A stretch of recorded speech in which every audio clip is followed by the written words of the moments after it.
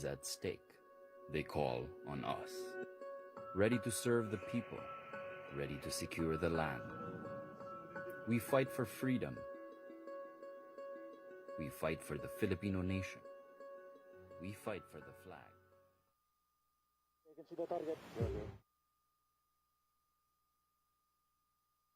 Behold the latest military news update. This is AFP Community News, hosted by Rofh Suzon every 12 noon, Mondays to Fridays. Only here on DWDD Armed Forces Radio. One AFP for a stronger Philippines.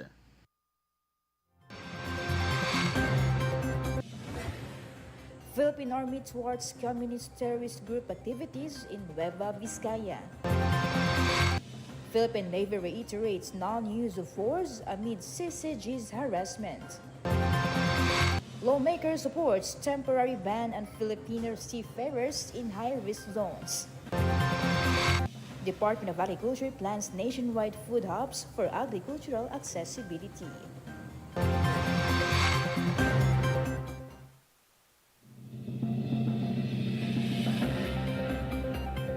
Good day everyone, as well to our troops at Camp Emilio Ginaldo, Quezon City. Today is Friday, June 21, and we will bring you the latest news from the armed forces and other information around the Philippines. I am Rofh Suzon for AFP Community News.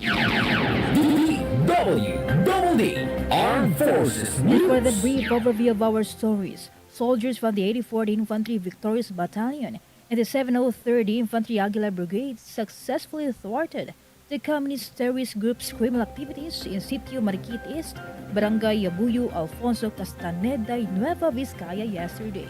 Community reports alerted authorities to the CTG presence and their activities, prompting the Army to launch combat and aerial operations. According to Lieutenant Colonel Gerald Reyes, the commanding officer of the 84th IB, the rebels had established a strong position in the mountainous area, necessitating aerial interventions. The CTG, believed to be heavily armed, had regrouped from the Kilusang Larangang guerrilla Tarlac Zambales, targeting areas declared in a state of stable internal peace and security. Moreover, collaboration with the Philippine National Police, the municipal local government unit of Alfonso Castaneda, and the community ensured the peace and security in the area. DWDD Armed Forces News. The Philippine Navy has firmly stated that it will not use force or violence to achieve its missions except in self-defense. This declaration follows the recent aggressive actions by the Chinese Coast Guard against the Filipino personnel during a resupply mission to a UN shoal. Commodore Roy Vincent Trinidad, the Navy spokesperson for the West Philippine Sea, emphasized that despite the barbaric actions of the CCG, which resulted in damage to inflatable boats, equipment, and injuries to Philippine Navy personnel, the Navy will not fire the first shot. The statement emphasized the Navy's position that the responsibility is to ensure maritime safety and security without provoking the aggression. Armed Forces Radio Report. Let us hear an update from Gio regarding former NPA members undergo capacity training and summit in Cagayan. New People's Army participated in a 2-day capacity training and Task Force Balikloob People's Organization Summit at a farm school in Barangay Angkiray, Amulong, Cagayan. Led by the 17th Infantry Battalion, the training aimed to equip former rebels with skills that will serve as their new hope and opportunity for a renewed life while strengthening cooperative efforts among them.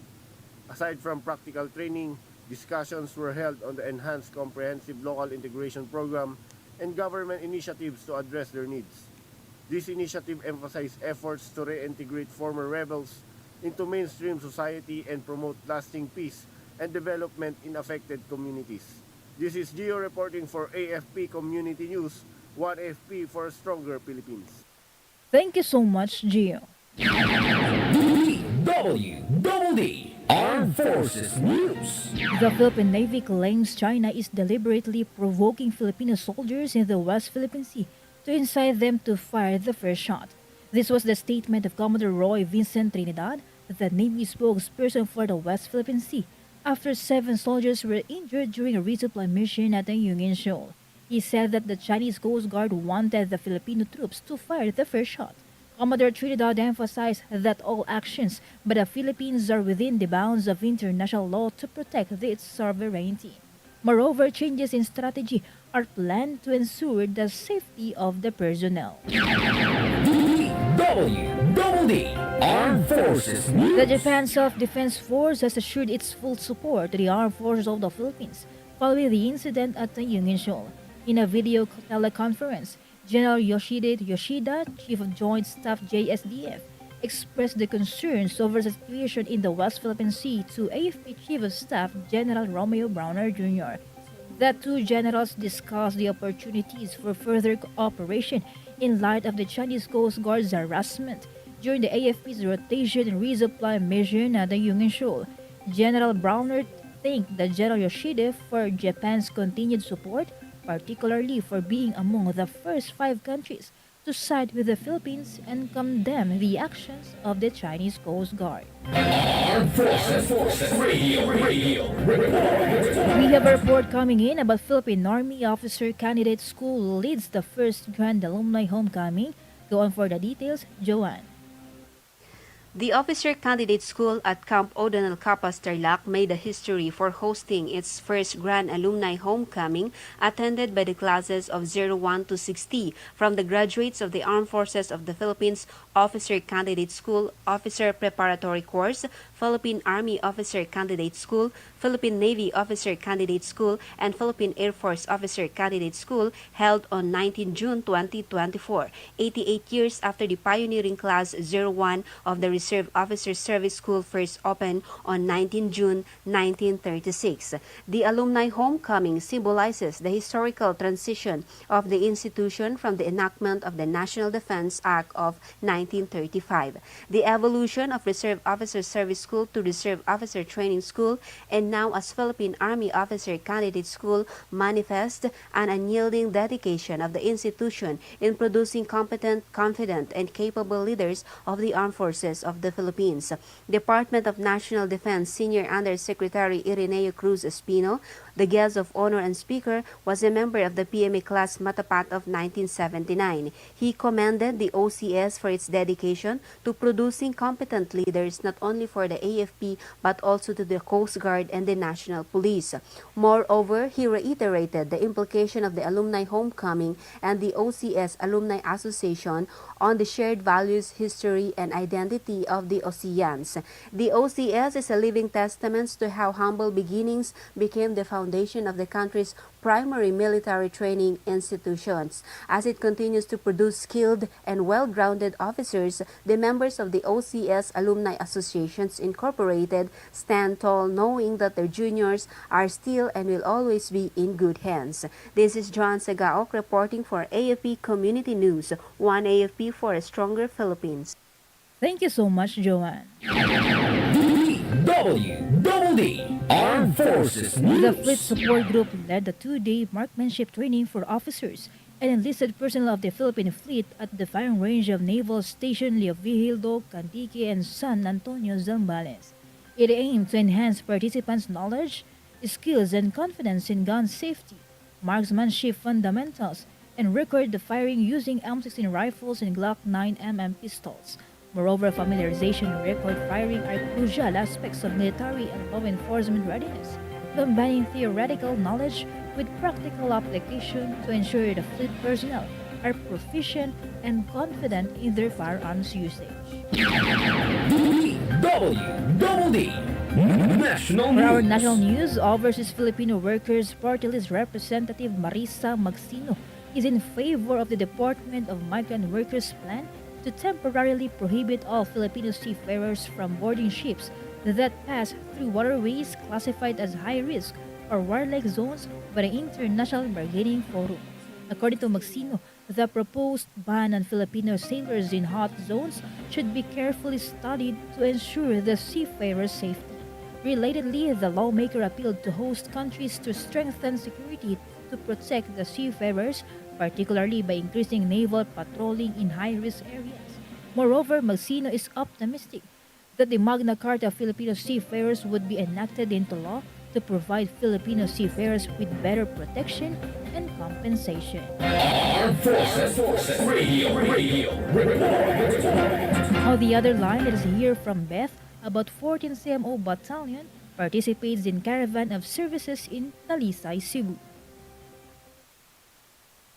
The 1st Civil Military Operation Kahanas Company of the 14th Civil Military Operation Battalion joined the Caravan of Services and Barangay Consohong, Talisay, Cebu yesterday.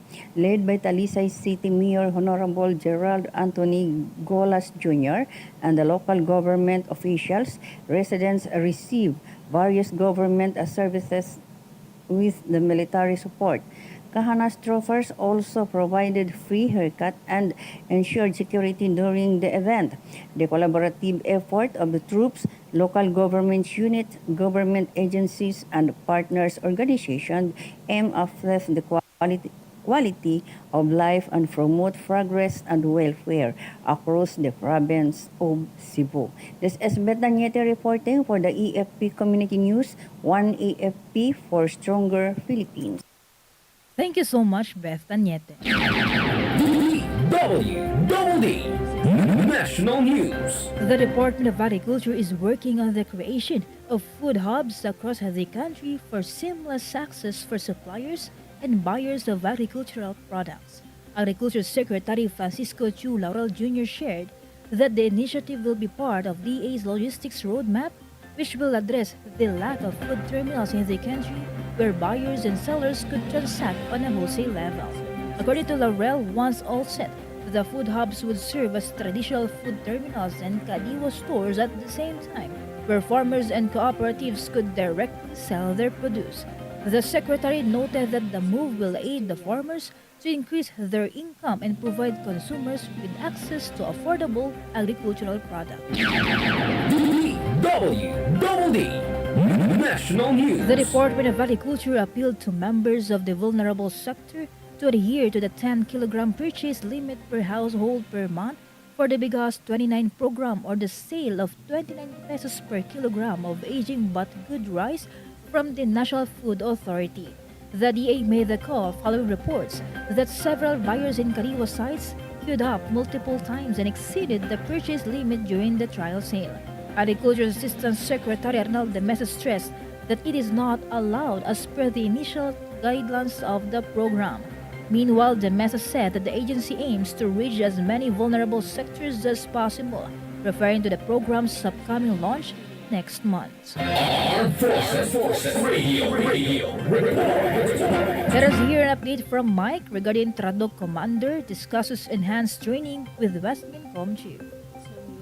Yes, Rofh. Good afternoon. Brigadier General Danilo Benavides, Acting Commander of the Training and Doctrine Command, visited Lieutenant General William Gonzales, Chief of Western Mindanao Command at Camp Navarro, Calarian yesterday, accompanied by his wife, Raylen Valenton Benavides. Brigadier General Benavides received military honors from officers and enlisted personnel of West Mincom. The meeting focused on designing and developing training programs to enhance land warfare competencies amid involving modern threats. Moreover, both general emphasized the importance of comprehensive training and relevant courses to equip Army troops with the necessary knowledge and discipline to safeguard the nation. This is Mike reporting for AFP Community News, 1 AFP for a stronger Philippines. Yes, Rofh. Firefighters. Thank you so much, Mike. DWDD National News. The Department of Social Welfare and Development guaranteed the agency's preparedness for the looming of La Nina phenomenon in the country. During their weekly media forum, the Special Assistant to the Secretary for Disaster Response, Leo Quintilla, shared that the DSWD already coordinated with the Philippine Atmospheric, Geophysical and Astronomical Services Administration to prepare for the possible scenarios during the La Nina. According to Quintilla, the agency will be implementing the Buong Bansa Handa Disaster Preparedness Program to ensure the sufficiency of supplies during the said phenomenon. The official said that under the BBH, The DSWD will tap two supply chains to deliver the basic food and non-food requirements of disaster victims. DWDD National News. The Land Transportation Office is planning to establish more extension and satellite offices across the country. In a message during the inauguration of an extension office in Naga City, Cebu yesterday, LTO Chief Vigor Mendoza II emphasized that the said plan would reinforce the digitalization of other services from application and renewal of driver's licenses to the application and renewal of vehicle registration. At the same time, Mendoza ordered that LTO employees in the city and the Central Visayas region to provide fast and comfortable service to the public. Furthermore, he urged the LTO officials to continue offering free theoretical driving courses to poor Filipinos. Armed Forces Radio Report. For other updates, let us hear the details about Philippine Air Force and BFP quickly contained fire in Lapu-Lapu City. Go ahead for the details, Kath.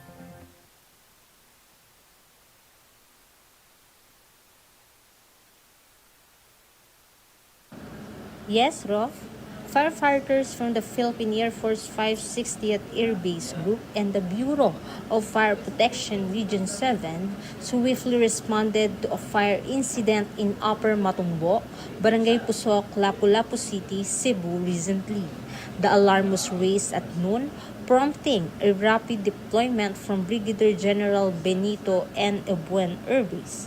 The joint team arrived promptly and managed to bring the blaze under control by 1:20 p.m., preventing further escalation and damage. Fortunately, there were no injuries or fatalities reported. This successful response highlighted the PAF's dedication to public safety and its ability to mobilize effectively during emergencies. This is Kath reporting for AFP Community News, one AFP for a stronger Philippines. Yes, Rofh, the Office of the Deputy Chief of Staff. Thank you so much, Kath. DWDD National And News. for other development stories, Senator Sherwin Gatchalian is pushing for a Senate inquiry on the proliferation of fake birth certificates being used by unscrupulous individuals, including foreign nationals, to secure government-issued identification, evade immigration laws, and perpetrate crimes.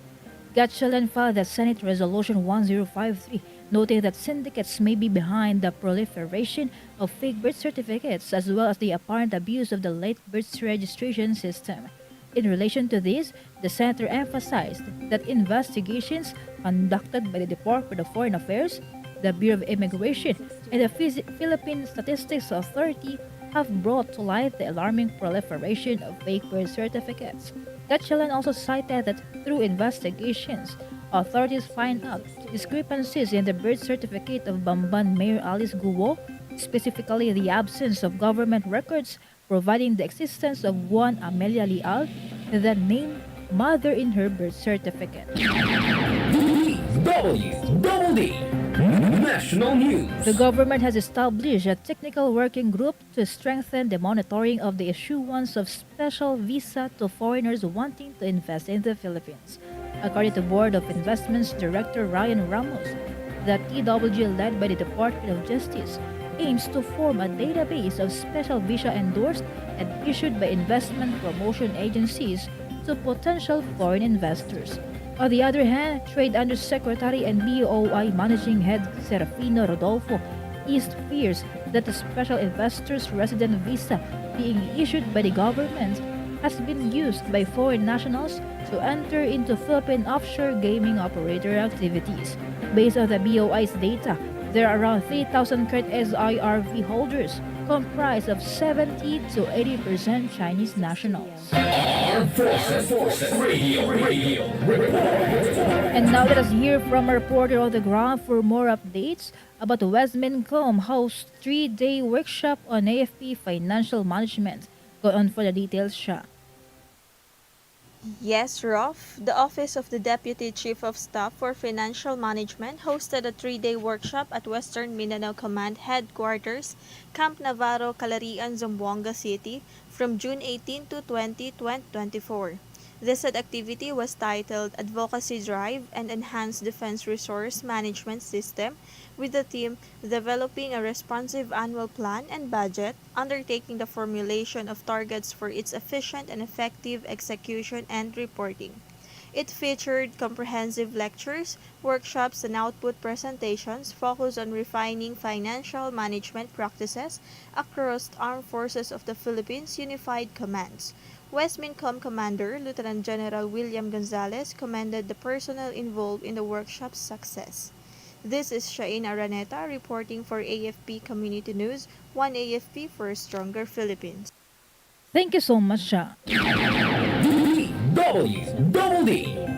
National News. For other national news, the Department of Justice has joined forces with the Federation of Filipino-Chinese Chambers of Commerce and Industry Incorporated to facilitate the deportation of illegal Chinese nationals detained at the Bureau of Immigration facilities across the country. Yesterday, the DOJ inked a memorandum of understanding with the FFCCCII at the DOJ Justice Hall in Manila, which will hasten the deportation processes of unwanted Chinese nationals staying in the Philippines. It stated in the MOU, the FFCCCII should help the DOJ by providing air transportation arrangements for the detained Chinese nationals once cleared for deportation. Meanwhile, the DOJ expressed gratitude to the Federation for the initiative that strengthens ties between Filipinos and Chinese in the country. DWDD National News. The Presidential Anti-Organized Crime Commission issued a directive to Anti-Money Laundering Council to seek the freezing of the assets of foreign workers from raided Philippine overseas gaming operator hub in Corac, Pampanga. PAWAC Chairperson and Executive Secretary Lucas Bersamin told the AMLC to apply for a freeze or asset preservation order from an appropriate court. According to Bersamin, the application shall cover all assets within the compound where Lucky South 99 Corporation is situated that are linked to unlawful activity as refined or defined by RA number 9160. The PAWAC official also released a memorandum ordering Justice Secretary Jesus Crispe Remulla and the Bureau of Immigration Commissioner Norman Tansinco to deport all the 156 foreign nationals in the raided Pogo Hub. Armed Forces Radio Report. From Pampanga, let us hear some update about BCDA signs MOUs with Metro Clark business groups. Go on for the details, Feb Ramos. In its bid to realize the full development of the new Clark City as a smart, resilient, and sustainable urban space, the Bases Conversion and Development Authority, or BCDA, has partnered with business organizations in the Metro Clark area for investment studies and promotions. Erwin Kenneth Peralta, the BCDA Vice President for Investment Promotions and Marketing, signed two separate Memorandum of Understanding with the Metro Angeles Chamber of Commerce and Industry Incorporated, represented by its President, Elizabeth Carlos Timbol, and the Pampanga Business Development Coordinating Council, represented by its President, Professor Ronald Malikdem, during the General Membership Meeting of MACC in New Clark City in Capas, Tarlac. They agreed to share knowledge and information on investment opportunities, especially New Clark City, to enable effective promotion to potential investors. Both groups also committed to organize joint workshops, seminars, and networking events with BCDA. This is Feb Ramos reporting for AFP Community News, 1 AFP for Stronger Philippines. Thank you so much, Feb Ramos from Pampanga. Armed Forces Radio Report. And from Pasig, let us hear some information about Pasig LGU initiates wire clearing operation to some barangays. Let's go ahead, Ella Mercado. Thank you very much. The city government of Pasig has continued the initiative to fix the power lines in the barangays covered of their city. That's according to Mayor Vico Soto after being monitored the Meralcos wire clearing operation in Barangay Sumilang, Pasig City.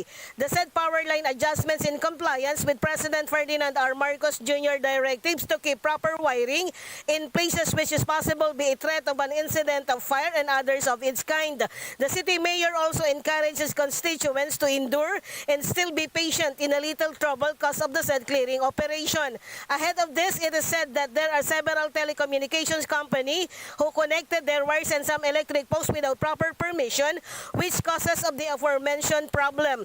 Mayor Soto called for the support of his constituents to remain calm for safer environment and in welfare of their community as a whole. This is Ella Mercado reporting for AFP Community News, 1 AFP for Stronger Philippines.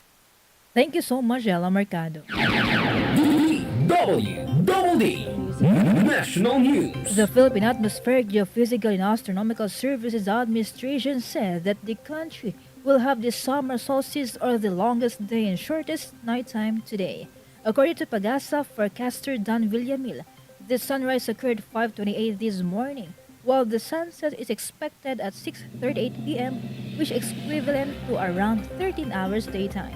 He explained that during the summer solstice, the sun is at its highest or most northerly point in the sky. Moreover, the Tropic of Cancer, located 23.5 degrees north of the equator, is illuminated directly by the sun. DWDD Armed Forces News. That's all for today's broadcast. Thank you so much for joining us, especially to our audience in our Facebook page, AFP Radio DWDD. Don't forget to tune in next week for more updates, same time and same station. Again, this is Rofh Suzon for AFP Community News, 1 AFP for a stronger Philippines. Behold the latest military news update. This is AFP Community News, hosted by Rofh Suzon every 12 noon, Mondays to Fridays. Only here on DWDD Armed Forces Radio. 1 AFP for a stronger Philippines. Ito ang DWDD 1134 kHz AM. Balita, impormasyon at musika. Ito ang DWDD AFP Radio. Boses ng Kawal Pilipino.